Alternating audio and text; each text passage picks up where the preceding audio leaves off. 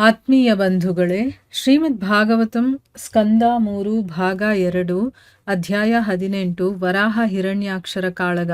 ಇದರಿಂದ ಇವತ್ತು 3 ಶ್ಲೋಕಗಳನ್ನು ತಿಳ್ಕೊಳ್ಳೋಣ. ಶ್ಲೋಕ 21.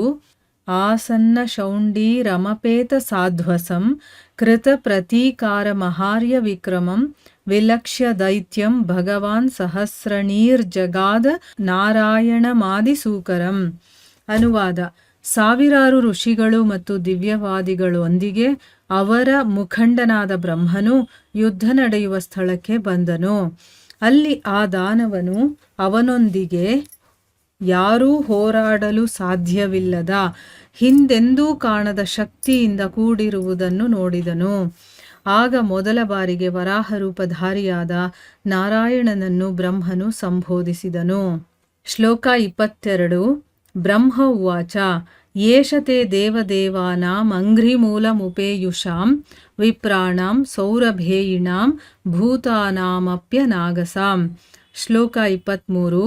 ಆಗಸ್ಕೃದ್ಭಯ ಕೃದ್ದುಷ್ಕೃಧಸ್ಮದ್ರಾದ್ಧವರೋಸುರಃ ಅನ್ವೇಷನ್ನ ಪ್ರತಿರಥೋ ಲೋಕಾನಟತಿ ಕಂಟಕಃ. ಅನುವಾದ: ಬ್ರಹ್ಮನು ಹೇಳಿದನು, ಪ್ರಿಯ ಪ್ರಭುವೇ, ನಿಷ್ಕಳಂಕಿತರಾದ ಮತ್ತು ನಿನ್ನ ಪಾದಕಮಲಗಳನ್ನು ಪೂಜಿಸುವುದರಲ್ಲೇ ಸದಾ ನಿರತರಾದ ದೇವತೆಗಳು, ಬ್ರಾಹ್ಮಣರು, ಗೋವುಗಳು ಮತ್ತು ಮುಗ್ಧ ಜೀವಿಗಳ ಪಾಲಿಗೆ ಈ ದಾನವನು ನಿರಂತರ ಮುಳ್ಳಾಗಿದ್ದಾನೆ. ಅನಗತ್ಯವಾಗಿ ಪೀಡಿಸುವ ಮೂಲಕ ಅವನು ಅವರ ಪಾಲಿಗೆ ಭಯದ ಮೂಲವಾಗಿದ್ದಾನೆ. ನನ್ನಿಂದ ವರವನ್ನು ಪಡೆದ ಈ ದಾನವನು ನೀಚ ಉದ್ದೇಶದಿಂದ ಬ್ರಹ್ಮಾಂಡವನ್ನೆಲ್ಲ ಸುತ್ತುತ್ತಾ ತನಗೊಬ್ಬ ಸಮಾನ ಪ್ರತಿಸ್ಪರ್ಧಿಯನ್ನು ಸದಾ ಹುಡುಕಾಡುತ್ತಿದ್ದಾನೆ. ಇವು ಶ್ಲೋಕಗಳು ಮತ್ತು ಅವುಗಳ ಅನುವಾದ. ಈಗ ಭಾವಾರ್ಥದ ಮೂಲಕ ನಾವು ಇದರ ಅರ್ಥವನ್ನು ತಿಳ್ಕೊಳ್ಳೋದಕ್ಕೆ ಪ್ರಯತ್ನ ಮಾಡೋಣ. ಓದ ಭಾಗದಲ್ಲಿ ನಾವೇನು ತಿಳ್ಕೊಂಡ್ವಿ? ಮೈತ್ರೇಯರು ಹೇಳ್ತಾರೆ, ಬ್ರಹ್ಮಾಂಡದ ಅತ್ಯಂತ ಸ್ವತಂತ್ರ ದೇವನಾದಂತಹ ಬ್ರಹ್ಮ ತನ್ನ ಅನುಯಾಯಿಗಳ ಜೊತೆಗೆ ಜಗತ್ತಿನ ಸಲುವಾಗಿ ದಾನವ ಮತ್ತು ವರಾಹವತಾರಿಯಾದಂತಹ ಭಗವಂತನ ನಡುವೆ ಭಯಂಕರವಾದಂತಹ ಒಂದು ಯುದ್ಧ ನಡೀತಾ ಇದೆಯಲ್ಲ, ಅದನ್ನ ನೋಡೋದಕ್ಕೋಸ್ಕರ ಬರ್ತಾನೆ ಅಂತ ತಿಳ್ಕೊಂಡ್ವಿ. ಈಗ ಮುಂದುವರೆದು ಹೇಳ್ತಾರೆ, ಸಾವಿರಾರು ಋಷಿಗಳು ಮತ್ತೆ ದಿವ್ಯವಾದಿಗಳ ಜೊತೆ ಅವರ ಮುಖಂಡ ಯಾರು? ಬ್ರಹ್ಮ. ಅವನು ಯುದ್ಧ ನಡೆಯುವಂಥ ಸ್ಥಳಕ್ಕೆ ಬರ್ತಾನೆ. ಅಲ್ಲಿ ಆ ದಾನವ ಅಂದರೆ ಹಿರಣ್ಯಕಶಿಪು ಇರ್ತಾನಲ್ಲ, ಅವನ ಜೊತೆಗೆ ಯಾರೂ ಹೋರಾಡೋದಕ್ಕೆ ಸಾಧ್ಯನೇ ಇಲ್ಲದೆ ಇರುವಂಥ, ಹಿಂದೆಂದೂ ಕಾಣದೇ ಇರುವಂಥ ಶಕ್ತಿಯಿಂದ ಕೂಡಿರೋದನ್ನ ನೋಡ್ತಾನೆ. ಆಗ ಮೊದಲ ಬಾರಿಗೆ ವರಾಹ ರೂಪಧಾರಿಯಾದಂತಹ ಆ ನಾರಾಯಣನನ್ನ ಬ್ರಹ್ಮ ಸಂಬೋಧನೆ ಮಾಡ್ತಾನೆ. ಅಂದರೆ ಭಗವಂತನಿಗೆ ಏನೋ ಒಂದನ್ನ ಹೇಳ್ತಾನೀಗ. ಬ್ರಹ್ಮ ಹೇಳ್ತಾನೆ, ಪ್ರಿಯ ಪ್ರಭುವೇ, ಭಗವಂತನಿಗೆ ಹೇಳ್ತಾ ಇದ್ದಾನೆ, ನನ್ನ ಪ್ರೀತಿಯ ಪ್ರಭುವೇ, ನಿಷ್ಕಳಂಕಿತರಾದಂಥ ಅಂದರೆ ಯಾವುದೇ ಕಳಂಕ ಇಲ್ಲದೆ ಇರುವಂಥವ್ರು ಮತ್ತು ನಿನ್ನ ಪಾದಕಮಲಗಳನ್ನು ಪೂಜಿಸೋದ್ರಲ್ಲೇ ಸದಾ ನಿರತರಾಗಿರುವಂತಹ ದೇವತೆಗಳು, ಬ್ರಾಹ್ಮಣರು, ಗೋವುಗಳು ಮತ್ತು ಮುಗ್ಧ ಜೀವಿಗಳಿರ್ತಾರಲ್ಲ, ಅವರ ಪಾಲಿಗೆ ಈ ಒಬ್ಬ ದಾನವ ಇದ್ದಾನಲ್ಲ ಹಿರಣ್ಯಕಶಿಪು, ಇವನು ಸದಾ ಮುಳ್ಳಾಗಿದ್ದಾನೆ. ಬರೀ ತೊಂದರೆನೇ ಕೊಡ್ತಾ ಇರ್ತಾನೆ. ಅನಗತ್ಯವಾಗಿ ಪೀಡಿಸುವ ಮೂಲಕ, ಅಂದರೆ ಅಲ್ಲಿ ಅಗತ್ಯನೇ ಇರೋದಿಲ್ಲ, ಅವ್ರಿಗೆ ತೊಂದರೆ ಕೊಡೋದಕ್ಕೆ ಏನೂ ಕಾರಣನೇ ಇರೋದಿಲ್ಲ. ಕಾರಣನೇ ಇಲ್ಲದೆ ಅವ್ರಿಗೆ ತೊಂದರೆ ಕೊಡ್ತಾ ಇರ್ತಾನೆ. ಮತ್ತು ಅವನು ಅವರ ಪಾಲಿಗೆ ಭಯದ ಮೂಲವಾಗ್ಬಿಟ್ಟಿದ್ದಾನೆ. ಎಲ್ಲರೂ ಹೆದರ್ಕೊಂಡಿದ್ದಾರೆ. ಅವ್ರು ಹೆದರ್ಕೊಂಡಿರೋದಕ್ಕೆ ಮೂಲ ಕಾರಣ ಇವನೇ ಆಗಿದ್ದಾನೆ. ನನ್ನಿಂದ ವರನ ಪಡ್ಕೊಂಡಿದ್ದಾನೆ ಈ ದಾನವ, ಆದರೆ ನೀಚ ಉದ್ದೇಶವನ್ನು ಇಟ್ಕೊಂಡು ಆ ವರವನ್ನು ಪಡ್ಕೊಂಡು ಬ್ರಹ್ಮಾಂಡವನ್ನೆಲ್ಲ ಸುತ್ತುತ್ತಾ ಈಗ ತನಗೊಬ್ಬ ಸಮಾನ ಪ್ರತಿಸ್ಪರ್ಧಿ ಬೇಕು ಅಂತ ಸದಾ ಹುಡುಕಾಟವನ್ನು ನಡೆಸ್ತಾ ಇದ್ದಾನೆ ಅಂತನ್ಬಿಟ್ಟು ಆ ಹಿರಣ್ಯ ಕಶಿಪುವಿನ ಬಗ್ಗೆ ಬ್ರಹ್ಮ ಭಗವಂತನಿಗೆ ಹೇಳ್ತಾ ಇದ್ದಾನೆ. ಈಗ ಭಾವಾರ್ಥದಲ್ಲಿ ಗುರುಗಳೇನು ಹೇಳಿದ್ದಾರೆ ಈ ವಿಷಯದ ಬಗ್ಗೆ ಅಂತ ತಿಳ್ಕೊಳ್ಳೋಣ. ಜೀವಿಗಳಲ್ಲಿ 2 ವರ್ಗಗಳಿವೆ. ಒಂದು ವರ್ಗ ಸುರ ಅಥವಾ ದೇವತೆಗಳು, ಇನ್ನೊಂದು ವರ್ಗ ಅಸುರ ಅಥವಾ ದಾನವರು. ದಾನವರು ಸಾಮಾನ್ಯವಾಗಿ ದೇವತೆಗಳನ್ನು ಪೂಜಿಸಲು ಇಚ್ಛಿಸುತ್ತಾರೆ. ಮತ್ತೆ ಅಂತಹ ಆರಾಧನೆಯಿಂದ ಅವರು ತಮ್ಮ ಇಂದ್ರಿಯ ತೃಪ್ತಿಗಾಗಿ ಅಪಾರ ಶಕ್ತಿಯನ್ನು ಗಳಿಸಿದ ಅನೇಕ ದೃಷ್ಟಾಂತಗಳಿವೆ. ಅಂದರೆ ಜೀವಿಗಳಲ್ಲಿ 2 ರೀತಿಯ ವರ್ಗ ಇದೆ. ಒಂದು ಸುರ ಅಥವಾ ದೇವತೆಗಳು ಅಂತ, ಇನ್ನೊಂದು ಅಸುರ ಅಂತ, ಅವರು ದಾನವರು. ಈ ದಾನವರು ಏನಪ್ಪ ಮಾಡ್ತಾರೆ ಅಂತಂದರೆ, ಸಾಮಾನ್ಯವಾಗಿ ದೇವತೆಗಳನ್ನು ಪೂಜೆ ಮಾಡೋದಕ್ಕೆ ಇಷ್ಟಪಡ್ತಾರೆ. ಏನಕ್ಕೆ ಅಂದರೆ ದೇವತೆಗಳನ್ನು ಪೂಜೆ ಮಾಡಿದಾಗ ತಮ್ಮ ಇಂದ್ರಿಯ ತೃಪ್ತಿಗೆ ಏನು ಬೇಕೋ ಅದನ್ನು ಗಳಿಸೋದಕ್ಕೆ ಶಕ್ತಿಯನ್ನು ಪಡ್ಕೊಳ್ಳೋದಕ್ಕೆ, ಆಯಿತಾ, ಅವರಿಂದನೇ ಶಕ್ತಿ ಪಡ್ಕೊಂಡು ಅವರಿಗೆ ತೊಂದರೆ ಕೊಡೋದಕ್ಕೆ ಹೋಗ್ತಾರೆ. ಆ ರೀತಿ ಕೆಲಸಗಳನ್ನು ಕೂಡ ರಾಕ್ಷಸರು ಮಾಡಿದ್ದಾರೆ.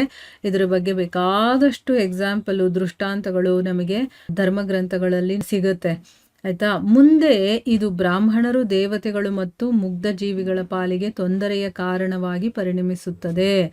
ದಾನವರಾದರೋ ದೇವತೆಗಳು, ಬ್ರಾಹ್ಮಣರು ಮತ್ತು ಮುಗ್ಧರಲ್ಲಿ ತಪ್ಪು ಹುಡುಕುವ ಸ್ವಭಾವವುಳ್ಳವರು. ಅವರ ಪಾಲಿಗೆ ದಾನವರು ನಿರಂತರವಾಗಿ ಭಯದ ಮೂಲವೂ ಆಗಿದ್ದಾರೆ. ಅಂದರೆ ಅರ್ಥ ಇಲ್ಲಿ ಅವರು ತಮ್ಮ ಇಂದ್ರಿಯ ತೃಪ್ತಿಯನ್ನು ಪಡ್ಕೋಬೇಕು ಅಂತ ದೇವತೆಗಳನ್ನು ಆರಾಧನೆ ಮಾಡಿ ಶಕ್ತಿಯನ್ನು ಗಳಿಸ್ತಾರೆ. ಅದರಿಂದ ಏನಾಗುತ್ತೆ, ಮುಂದೆ ದೇವತೆಗಳು, ಬ್ರಾಹ್ಮಣರು ಮತ್ತು ಮುಗ್ಧ ಜೀವಿಗಳಿರ್ತಾರಲ್ಲ ಅವರಿಗೆ ತೊಂದರೆ ಆಗುತ್ತದು. ಅದೇ ಆ ತೊಂದರೆಗೆ ಇವರು ಪಡೆದಿರುವಂಥ ವರಾನೇ ಕಾರಣ ಆಗ್ಬಿಡುತ್ತೆ. ದಾನವರು ಏನು ಮಾಡ್ತಾರೆ ಅಂತಂದರೆ ದೇವತೆಗಳಾಗಿರ್ಬೋದು, ಬ್ರಾಹ್ಮಣರಾಗಿರ್ಬೋದು ಮತ್ತು ಮುಗ್ಧ ಜನರಾಗಿರ್ಬೋದು, ಅವರಲ್ಲಿ ಏನಾದರೂ ತಪ್ಪು ಕಾಣಿಸುತ್ತಾ ಅಂತ ಹುಡುಕೋ ಸ್ವಭಾವ ಇರುವಂಥವ್ರು. ಈಗ ನಮಗೂ ಇದು ಅನ್ವಯಿಸುತ್ತೆ. ಯಾರಿಗೆ ದಾನವ ಪ್ರವೃತ್ತಿ ಇರುತ್ತೋ, ಅಂಥ ಒಂದು ಗುಣಗಳು ನಮ್ಮಲ್ಲಿರುತ್ತೋ, ನಾವು ಸದಾ ಬೇರೆಯವರಲ್ಲಿ ತಪ್ಪು ಹುಡ್ಕೋ ಕೆಲಸನೇ ಮಾಡೋದು. ಒಳ್ಳೇದಿದ್ರೂ ಕೂಡ ತಪ್ಪು ಹುಡ್ಕೋಕೆ ಶುರು ಮಾಡ್ತೀವಿ. ಆ ಒಂದು ಗುಣವನ್ನು ನಾವು ಚೇಂಜ್ ಮಾಡ್ಕೋಬೇಕು. ಇಲ್ಲಿ ಬರೀ ಕೇಳೋದಲ್ಲ, ಇಲ್ಲಿ ಏನೇನು ದಾನವರ ಗುಣಗಳಿದೆಯೋ ಅದು ನಮ್ಮಲ್ಲಿದ್ದಾಗ ಅದನ್ನು ಸರಿ ಮಾಡ್ಕೊಳ್ಳೋ ಪ್ರಯತ್ನ ಮಾಡಬೇಕು. ಅವ್ರು ಏನು ಅಂತಂದರೆ ಈ ಜನಗಳು, ಬ್ರಾಹ್ಮಣರು ಮತ್ತು ದೇವತೆಗಳು, ಮುಗ್ಧರು, ಇವರಿಗೆಲ್ಲ ತೊಂದರೆ ಕೊಡೋದು ಮತ್ತು ಇವರು ಹೆದರ್ಕೊಳ್ಳೋದಕ್ಕೆ ದಾನವರೇ ಕಾರಣ, ಅವರ ಭಯಕ್ಕೆ ಇವರೇ ಕಾರಣ ಅಂತ ಹೇಳ್ತಾ ಇದ್ದಾರೆ. ದೇವತೆಗಳಿಂದ ಶಕ್ತಿಯನ್ನು ಪಡೆಯುವುದು ಮತ್ತು ಅನಂತರ ಆ ಶಕ್ತಿಯಿಂದಲೇ ಅವರನ್ನು ಗೋಳು ಹುಯ್ದುಕೊಳ್ಳುವುದು ದಾನವರ ಮಾರ್ಗವಾಗಿದೆ. ಇದಕ್ಕೆ ಒಂದು ನಿದರ್ಶನವಿದೆ ನೋಡಿ. ದೇವತೆಗಳ ಹತ್ರ ಶಕ್ತಿ ಇದೆ, ಅದನ್ನು ತಪಸ್ ಮಾಡಿ ಅಥವಾ ಇನ್ನೇನಾದರೂ ಒಂದು ಸಾಧನೆ ಮಾಡಿ ಆ ಶಕ್ತಿಯನ್ನು ಇವ್ರು ಪಡ್ಕೊಂಡು ಮತ್ತು ಅವರನ್ನೇ ಗೋಳು ಹೊಯ್ಕೊಳ್ಳೋದು. ಅಂದರೆ ಏನು, ಕೊಟ್ಟವರಿಗೆ ತೊಂದರೆ ಕೊಡೋದಕ್ಕೆ ಹೋಗೋದು. ಇದಕ್ಕೊಂದು ಎಕ್ಸಾಂಪಲ್ ಕೂಡ ಹೇಳ್ತಾ ಇದ್ದಾರೆ. ಏನು ಅಂತಂದರೆ, ಶಿವನ ಮಹಾಭಕ್ತನೊಬ್ಬನು ಅವನಿಂದ ಒಂದು ವರವನ್ನು ಪಡೆದನು. ಅದೇನೆಂದರೆ, ಅವನು ಯಾರ ತಲೆಯನ್ನಾದರೂ ತನ್ನ ಕೈಯಿಂದ ಮುಟ್ಟಿದರೆ ಆ ತಲೆ ಮುಂಡದಿಂದ ಬೇರ್ಪಾಡಾಗಬೇಕು ಎಂದು. ಆ ವರವನ್ನು ಶಿವನು ಕರುಣಿಸಿದ ಒಡನೆಯೇ ಆ ದಾನವನು ಶಿವನ ತಲೆಯನ್ನೇ ಮುಟ್ಟಲು ಬಯಸಿದನು. ಅದೇ ಅವನ ರೀತಿ. ನೋಡಿ ಎಕ್ಸಾಂಪಲು, ಈಗ ಒಬ್ಬ ಮಹಾಭಕ್ತ ಇರ್ತಾನೆ, ಶಿವನ ಭಕ್ತ. ಅವನು ತಪಸ್ ಮಾಡಿ ಒಂದು ವರವನ್ನು ಪಡಿತಾನೆ ಶಿವನ ಹತ್ರ. ಏನು ಅಂದರೆ, ಅವನು ಯಾರ ತಲೆ ಮೇಲೆ ಕೈ ಇಡ್ತಾನೋ ಅವ್ರ ತಲೆ ಹೊಡೆದೋಗುತ್ತೆ ಅಥವಾ ಅವ್ರ ತಲೆ ಕತ್ತರಿಸೋಗುತ್ತೆ, ತಲೆ ಮುಂಡದಿಂದ ಬೇರೆ ಆಗುತ್ತೆ ಅಂತ. ಅಂದರೆ ಅವರು ಬದುಕಿರೋದಿಲ್ಲ ಅಂತ ಅರ್ಥ. ಆ ರೀತಿಯ ಒಂದು ವರವನ್ನು ಪಡಿತಾನೆ. ಆದರೆ ಶಿವನಿಂದ ವರವನ್ನು ಪಡೆದಿದ್ದ ತಕ್ಷಣ ಅವನ ತಲೆ ಮೇಲೇ ಕೈ ಇಡೋದಕ್ಕೆ ಹೋಗ್ತಾನೆ. ಅಂದರೆ ಆ ವರವನ್ನು ಕೊಟ್ಟವನ ಮೇಲೇ ತಲೆ ಇಡೋದಕ್ಕೆ ಹೋಗ್ತಾನೆ ನೋಡಿ. ಈ ರೀತಿ ಈ ದಾನವರ ಒಂದು ಬುದ್ಧಿ ಇರುತ್ತೆ ಅಂತ ಇಲ್ಲಿ ಹೇಳ್ತಾ ಇದ್ದಾರೆ. ದೇವೋತ್ತಮ ಪರಮಪುರುಷನ ಭಕ್ತರಾದರೋ ಇಂದ್ರಿಯ ತೃಪ್ತಿಗಾಗಿ ಯಾವುದೇ ಅನುಗ್ರಹವನ್ನು ಕೇಳುವುದಿಲ್ಲ. ಮೋಕ್ಷವನ್ನು ಕೊಡುವೆನೆಂದರೂ ಅವರು ಅದನ್ನು ನಿರಾಕರಿಸುತ್ತಾರೆ. ಕೇವಲ ಭಗವಂತನ ದಿವ್ಯ ಪ್ರೇಮಯುಕ್ತ ಸೇವೆಯಲ್ಲಿ ತೊಡಗುವಷ್ಟರಿಂದಲೇ ಅವರು ಸಂತೋಷ ಪಡುತ್ತಾರೆ. ಇಲ್ಲಿ ದಾನವರು ಹೇಗಿರ್ತಾರೆ ಅಂತ ಹೇಳಿದ್ರಲ್ಲ, ಆದರೆ ಭಗವಂತನ ಭಕ್ತರು ಇರ್ತಾರಲ್ಲ, ಅವರು ತಮಗೇನಾದರೂ ಒಂದು ಇಂದ್ರಿಯಗಳನ್ನು ತೃಪ್ತಿಪಡಿಸ್ಕೋಬೇಕು ಅಂತ ಅನಿಸಿದ್ರು ಕೂಡ ಅದನ್ನು ಭಗವಂತನ ಹತ್ರ ಕೇಳೋದಿಲ್ಲ ಅವರು. ಅಂದರೆ ಅದಕ್ಕೋಸ್ಕರ ಭಗವಂತನ ಅನುಗ್ರಹವನ್ನು ಕೇಳೋದಿಲ್ಲ. ಭಗವಂತನೇ ಮೋಕ್ಷವನ್ನೇ ನಿನಗೆ ಕೊಡ್ತೀನಿ ಅಂದರೂ ಕೂಡ ಅದನ್ನು ಕೂಡ ಬೇಡ ಅಂತಾರೆ. ನಾನೇನು ಮಾಡಲಿ ಮೋಕ್ಷವನ್ನು ಇಟ್ಕೊಂಡು, ನನಗೆ ಭಕ್ತಿ ಬೇಕು. ಅಂದರೆ ಭಗವಂತನನ್ನು ಪ್ರೀತಿಸೋದು, ಅವನ ಸೇವೆ ಮಾಡೋದು, ಇದು ಭಗವಂತನ ಭಕ್ತರಿಗೆ ಇಷ್ಟ ಆಗಿರುವಂಥದ್ದು.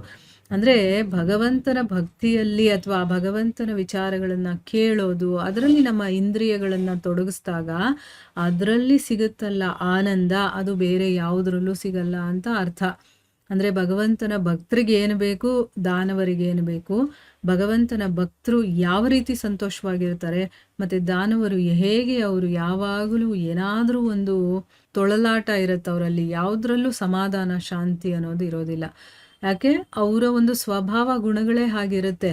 ಆಯ್ತಾ? ಬೇರೆಯವ್ರಿಗೆ ತೊಂದರೆ ಕೊಟ್ಟಷ್ಟು ನಮಗೆ ತೊಂದರೆ ಆಗುತ್ತೆ ಹೊರತು, ನಾವು ಸಂತೋಷವಾಗಿರೋದಕ್ಕೆ ಸಾಧ್ಯ ಇಲ್ಲ. ಯಾವಾಗ ನಾವು ಬೇರೆಯವ್ರನ್ನ ಸಂತೋಷವಾಗಿ ಇಟ್ಕೊಳ್ತೀವೋ, ಅಂದರೆ ಅವ್ರಿಗೇನು ತೊಂದರೆ ಕೊಡದೇ ಇರೋ ಹಾಗಿದ್ರೆ ಸಾಕು. ಅವ್ರಿಗೇನು ಮಾಡೋದು ಬೇಕಾಗಿಲ್ಲ. ಇನ್ನೊಬ್ಬರಿಗೆ ತೊಂದರೆ ಕೊಡೋದಕ್ಕೆ ಹೋಗಬಾರ್ದು. ಆಗ ನಾವು ಕೂಡ ಸಮಾಧಾನವಾಗಿ, ಶಾಂತವಾಗಿ, ನೆಮ್ಮದಿಯಾಗಿರೋದಕ್ಕೆ ಸಾಧ್ಯ ಆಗುತ್ತೆ. ಮುಂದುವರೆದು ಏನಾಗುತ್ತೆ ಅಂತ ನಾವು ಮುಂದಿನ ಭಾಗದಲ್ಲಿ ತಿಳ್ಕೊಳ್ಳೋಣ. ಹರೇ ಕೃಷ್ಣ.